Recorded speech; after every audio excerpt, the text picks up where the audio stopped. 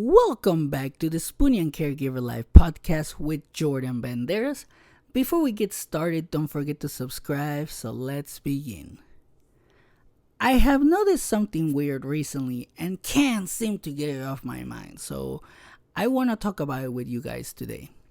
I saw a friend deal with this, and I think too many people are falling into what I call the social media mind trap, which, in my opinion, is not a place you want to be trapped in ever. And that trap really sucks because it makes you feel bad about yourself. But the worst part of this is that the life portrayed on social media is fake for many people. You know what I'm talking about with all the filters, Photoshop. You can literally become and look however you want. But in the end, for a lot of people, it's not the real them or it's not the real you. And we don't even realize it. We don't realize that those pictures are fake, that they are Photoshop, and that they have a filter that is dialed up to an 11. I say this because I have seen that when dealing with either a chronic illness, a health issue, a money issue, relationship issue, any type of issue that you're dealing with your life, some of us don't even talk about it on social media. Still, we talk about the things we want or something we do or buy. Life is perfect on social media. So because of this, I think that people get caught up in posting things one after the other. Sometimes about specific topics to seem popular or relevant when they're trying to stay popular with the crowd. Have you ever noticed that with some of the people around you? But they don't post anything about dealing with hard times because most of the times if we post something about that, we don't get the likes we want or even a thumbs up. So, we are trying to create a different life through post. But that can turn into a lie that is hard to maintain because in the end, it's not real life. It's really hard to keep up with the life around those who know you personally and on social media because you may Photoshop yourself into like a nice car or you use that filter that makes you look like, I don't know, like your favorite actress or your favorite actor, but then you have your friends that are gonna be like, you don't look like that online. I mean, you don't look like that on real life. So one of the things that I have seen is that you can't show weakness as well because you may be afraid of being called out. So that's another thing. Like if you post that you're struggling, let's say financially, that's kind of like a show of weakness for a lot of people. And people like to literally tell you that you're weak on social media. You have probably seen this, where someone is posting about having the best life and living life to the fullest. You see that and you're like, good for them. They deserve it. I want to be like them. I want their life. But when you talk to them on the phone or hang out, their lives are the complete opposite. So you may feel disappointed about them because they lied and you were trying to be like them. So you're like, you're a fake. I cannot trust you anymore. And I say this because this has happened to me. I have had many conversations with friends about their lives, and sometimes it's not pretty. It's confusing sometimes because what you have seen portrayed on social media might have been different from what they tell you in confidence or at lunch or somewhere like that. So you're like, what's real, what's not? What exactly is going on? Who am I talking to right now? The social media person or the real person, the one that is actually struggling? Now, I say this as well because the other day I was talking to a friend and he told me about all of the issues he has been having since moving to a new house. He told me I could share his story. By the way, he wanted to share his struggle. Now, my friend is married and has kids. He also portrays that he has the best life from the posts I have seen on his social media accounts. This is true.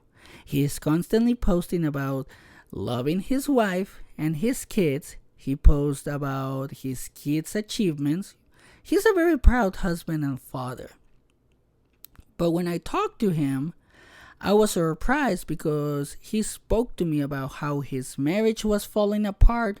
He mentioned to me how his kids tell him that they hate him since he's not at home all the time. He even said that he had suicidal ideation because of everything that had happened. And to be honest, I was shocked to hear this.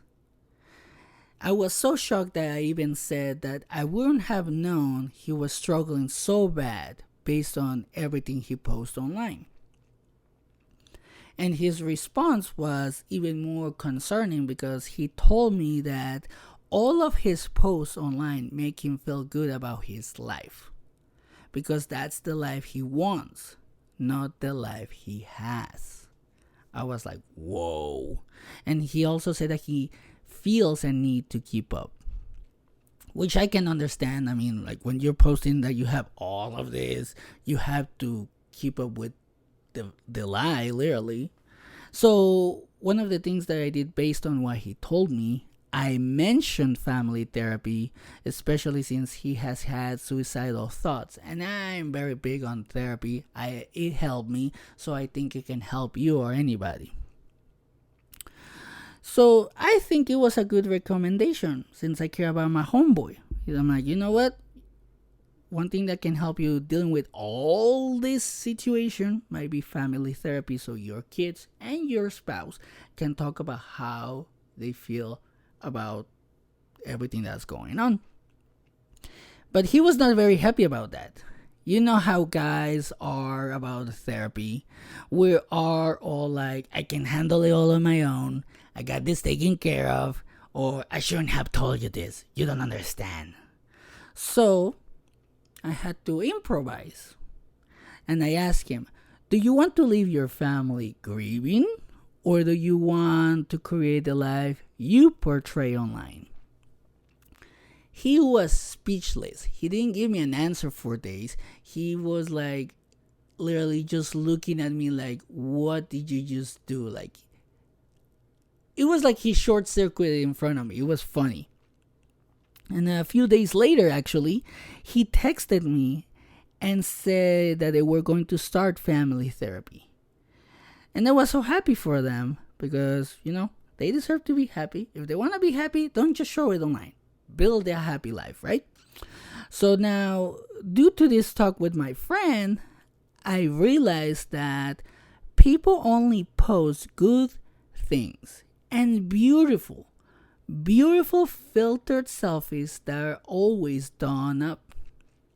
You know, they have the filter dialed up to an 11, so you can't really tell if it's real or not. Those new filters are pretty good. There's this new filter called the catfish filter.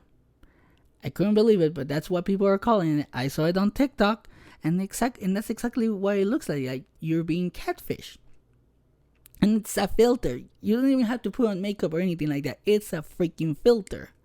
So because of that, I think that it is hard not to get stuck in the comparison trap of, well, they must not have any problems if they look like that online. You know, I have done that where I see people with their filters or like their Photoshop pictures, and I'm like, it must be nice not to have any problems. I want that life, you know?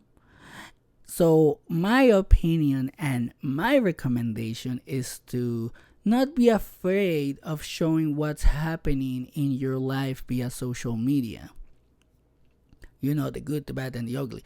That way, you don't fall into the comparison trap where you have two different lives that in the end can cause you to feel bad about the real life that you're living. You know that feeling where you're like, this is not the life I want to live. I have said that myself. So I think that it's not worth it to create a fake life just to show others that you're doing great things that you are actually not. Because in the end, people really don't care. And the people you're trying to impress will always, and this is so true, I have seen it, they will always find something wrong with what you're portraying. I'm sure you know what you're talking about. You know, it can be a family member, a friend, a stranger, and then you take that to heart. Now, I have fallen into this trap too, but I was able to get out of it, and it was hard. One of the things that helped me get out of that trap is that when I was falling into this trap, social media wasn't as big. Yes, I'm dating myself in this situation. It wasn't as big, so I didn't really understand how it worked. So I was like, I got tired of posting, or trying to maintain a lie because it's like, I don't really understand it. But now it's a little bit different. But like I said, it was hard. So if you see yourself falling into this particular trap, get the help you need from a friend, from your spouse, or somebody, because it can get worse if you keep going through that lie, So, before I end this episode, I'll ask you this. Have you fallen into the social media trap? Leave your answer in the comments, and if you would like to share how you deal with a situation similar to this, please put it in the comments as well, or send me a DM, or you can email me at the SpoonieandCaregiverLife@gmail.com.